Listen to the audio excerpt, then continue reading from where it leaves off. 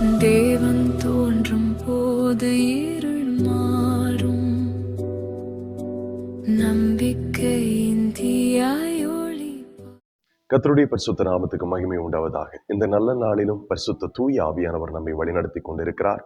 இந்த இடுக்கமான வாசல் நிகழ்ச்சிக்கு உங்களை நாங்கள் வரவேற்கிறோம். இன்றைய தினமும் மத்தேயு 3வது அதிகாரம் 13, 14, 15 வசனங்களை நான் வாசிக்கிறேன்.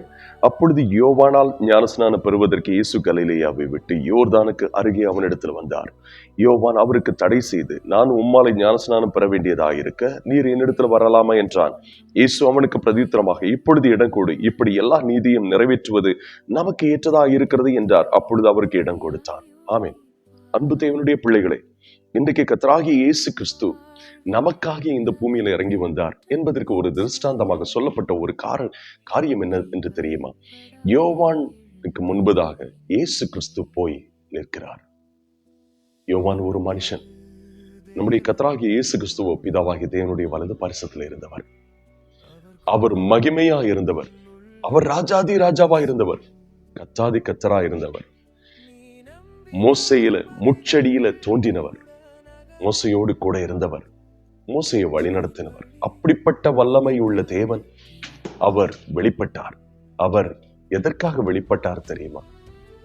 நம்மை ரட்சிப்பதற்காக.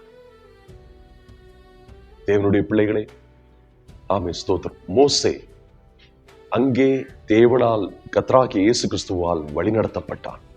அவ்வளவு பெரிய தேவனுக்கு கீழே அவன் இருந்தான். அந்த தேவன் தான் இப்பொழுது யோவானுக்கு முன்பதாக தலை வணங்கி நிற்கிறார். எதற்காக தெரியுமா? ஞானஸ்நானம் பெறுவதற்காக. அவர் பாவம் செய்யவில்லை. அவருக்கு மனம் திரும்ப வேண்டிய அவசியம் இல்லை. அவர் எதற்காக அப்படி நின்றார்? உங்களுக்காகவும் எனக்காகவும் அவர் நின்றார். நம்மை ரட்சிப்பதற்காக அவர் நின்றார். நம்மை போல மாறுவதற்காக அவர் நின்றார். ஒரு மனுஷகுமாரன், ஒரு தேவனுடைய குமாரன் மனுஷனுக்கு முன்பதாக தலை வணங்கி நின்றார். எவ்வளவு தாழ்மை பார்த்தீங்களா? இப்படிப்பட்ட ஒரு தாழ்மை நமக்குள்ள இருக்கிறதா?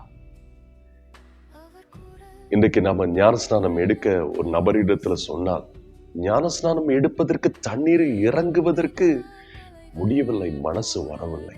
காரணம் கர்வம், மனத்தாழ்மை இல்லை. மனத்தாழ்மை இல்லாதவனிடத்துல மனம் திரும்புதல் இல்லை. மனம் திரும்புதலுக்கேற்ற ஞானஸ்நானம் பெற்றால்தான் பரலோக ராஜ்யம் போக முடியும். நீங்க இன்றைக்கு பரலோக ராஜ்யம் போகிறதுக்கு நீங்க ஆயத்தமா இருக்கிறீர்களா? உங்களுடைய ஞானஸ்நானம் எப்படிப்பட்டது? நம்முடைய கர்த்தராகிய இயேசு கிறிஸ்து ஒரு மனிதனுக்கு முன்பதாக அவர் தண்ணீரில் இறங்கி போய் நின்று, இப்பொழுது இடம் கொடு என்றார். நம்முடைய உன்னதமான தேவன் தன்னை தான் தாழ்த்தினார். ஒரு சாமானிய மனுஷனாக, ஒரு சாதாரண மனுஷனாக வந்து நிற்கிறார். எல்லா நீதியும் நிறைவேற்றுவதற்கு நமக்கு ஏற்றது என்று சொல்லுகிறார். நான் முதலாவது என் பிள்ளைகளுக்காக நான் செய்கிறேன். என் பிள்ளைகளுக்காக நான் முதலாவது செய்கிறேன். என்னை நான் தாழ்த்துகிறேன். அவருக்கு மனம் திரும்ப வேண்டிய அவசியம் இல்லை. அவரிடத்தில் பாவமும் இல்லை. அவர் தன்னை தான் சாமானிய மனுஷனாக தன்னை தாழ்த்தி யோவானுக்கு முன்பதாக வந்து நின்று ஞானஸ்நானம் பெற்றார். எதற்காக ஞானஸ்நானம் பெற்றார் தெரியுமா? உங்களை போல என்னை போல மாறுவதற்கு, நம்மளோடு கூட ஐக்கியமாவதற்கு. பாவமான மனுஷனை போல அவர் தன்னை மாற்றிக்கொண்டார். எதற்கு தெரியுமா? நம்மை ரட்சிப்பதற்காக. இன்னைக்கு நீங்கள் எப்படி ஞானஸ்நானம் எடுத்திருக்கிறீர்கள்? தண்ணீருக்குள் இறங்கினீர்களா? அவரை போல தாழ்மையை இறங்கினீர்களா? உங்களிடத்துல என்ன தாழ்மை இருக்கிறது? இன்றைக்கு மன திரும்புங்கள். கண்களை மூடுவோமா? அன்பு தகப்பனே, உம்முடைய கிருபைகளுக்காய் ஸ்தோத்திரம். பரிசுத்த தேவனே, இந்த இடுக்கமான வாசல் நிகழ்ச்சி மூலமாய் இவர்களிடத்துல, ஆண்டவரே, ஜனங்களிடத்துல நீர் பேசின வார்த்தைகளுக்காய் ஸ்தோத்திரம். கர்த்தாவே, இன்றைக்கு மன திரும்பாதவர்கள் அத்தனை பேரும் மன திரும்பும்படிக்கு கத்துக்கிற செய்.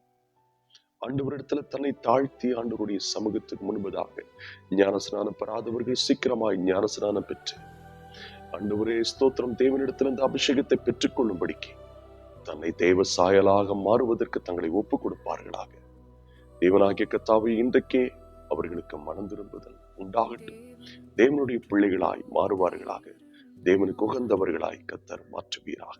தேவனாகிய கர்த்தர் தம்முடைய பிள்ளைகளை கரம் பிடித்து நடத்துவீராக. நீர் ஆசீர்வதிப்பீராக.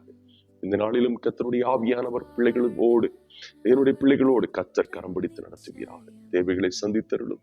உடைய கிருபை சூழ்ந்திருப்பதாக நீர் வழி நடத்தியருளும். இயேசுவின் நாமத்தில் பிதாவே, ஆமென்.